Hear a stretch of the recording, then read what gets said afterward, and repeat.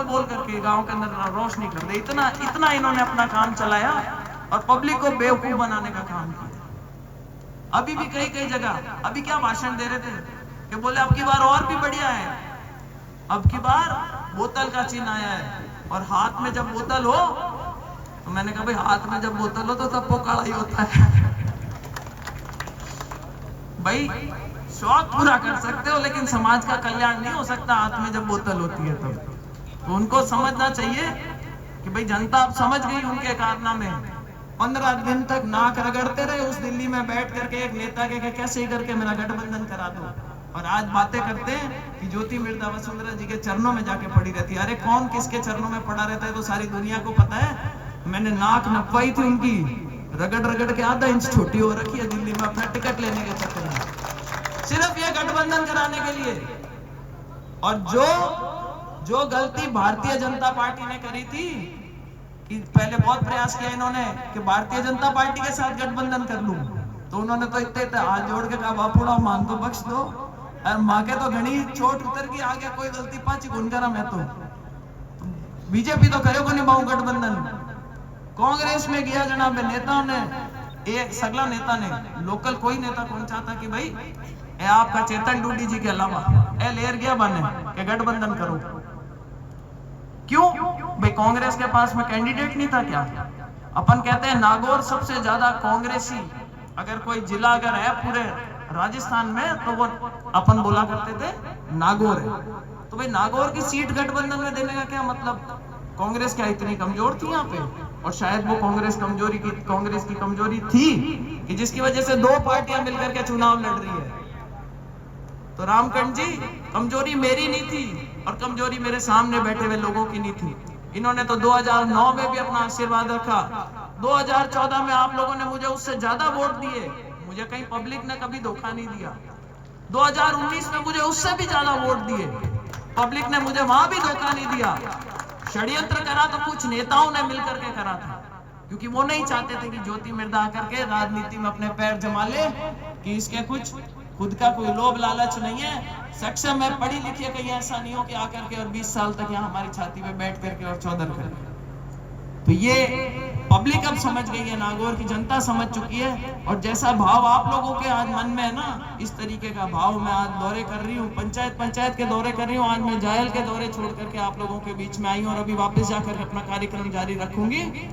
जहां जाते हैं वहां पर ये लोगों के मन में इस बार कहीं ना कहीं इस बात की टीस भी है कि सब मिलकर के हराने के लिए पहुंच जाते हैं। पर जब मेरे रुखवाले आप जैसे लोग बैठे हों तो मुझे नहीं लगता कि इस बार इनकी पार पड़ेगी। ये आपको मेरी 4 पुश्तें आ रही है। आज मैंने यहाँ आने से पहले कार्यक्रम में बलदेव राम जी के माला अर्पण करके, और जिनको आप इतने मान सम्मान के साथ में याद करते हैं, 36 कौम के लोग यहाँ पे बैठे हैं। मैं आपको विश्वास दिलाती हूँ कि भाई मेरे परिवार ने कभी किसी के चुगने का प्रयास नहीं किया। हमने हुआ तो अच्छा ही करा, नहीं हुआ तो छोड़ दिया, बुरा किसी का नहीं करा। आगे भी रीति नीति ऐसी रहेगी। बड़े प्रोजेक्ट आने का हमारे, देखो जब सरकार लय में चलती है तो उस चीज का फायदा सबको मिलता है। आज विधानसभा में जो भी समीकरण रहे हो लीडवाना में, हर चुनाव का अपना एक समीकरण होता है और ये बड़ा चुनाव होता है। और यही सोच करके कि शायद आज वो सारे लोग यहाँ पर इकट्ठे हुए हैं, ये बड़ा चुनाव है, इसके अंदर मुझे मालूम नहीं देश की तो रीति नीति का दिशा तय होगी। नागौर की राजनीति किस दिशा में जाएगी ये भी निर्णायक होगा मेरी नजर में ये चुनाव। मेरा आप लोगों से हाथ जोड़ करके निवेदन है, मैं सब जगह नहीं पहुंच पाऊंगी, लगभग 2 दिन का समय एक विधानसभा में मिलेगा। मेरी तरफ से तो आप लोगों को जाना पड़ेगा, दूत बन के जाना पड़ेगा, वोट मांगने पड़ेंगे। पर एक आश्वासन आपको देती हूँ कि यदि मेरे नाम से किसी ने वोट मांगे तो भाई उसको वोट बार नहीं आने दूंगी। इस बात का आपको विश्वास इस मंच से दिला दिला। और 19 तारीख तक की तो बोलाऊं ना आपकी है, और 19 तारीख को अगर आपके आशीर्वाद से लोकसभा पहुंच जाऊं तो ये और विश्वास दिलाती हूँ कि 5 साल मेहनत करके और आप लोगों के दिलों में जो आज भावना है उस भावना को दोगुना करने का प्रयास करूंगी। ये भी विश्वास मैं आपको इस मंच से दिलाना चाहता। तो अब लंबा भाषण नहीं दूंगी। बहुत साधुवाद है सब लोगों को जिन्होंने आज मुझे समर्थन दिया, सभी समाज के उन भाइयों को जो आज आगे बढ़ करके आए और मेरे समर्थन में आकर के भारतीय जनता पार्टी को मजबूत करने की बात कर रहे हैं। यही जोश 19 तारीख तक अपना कायम रखें और भाई जिता करके भेजें। उसके बाद जिम्मेदारी मेरी रहेगी। राम राम साहब, जय हिंद। एक जोरदार जयकारा लगाएंगे, बोलो भारत माता की। एक और बात बोलना चाहती हूँ, आज अमित शाह जी जयपुर आ रहे, मैं भी मीटिंग में मुझे भी जाना था।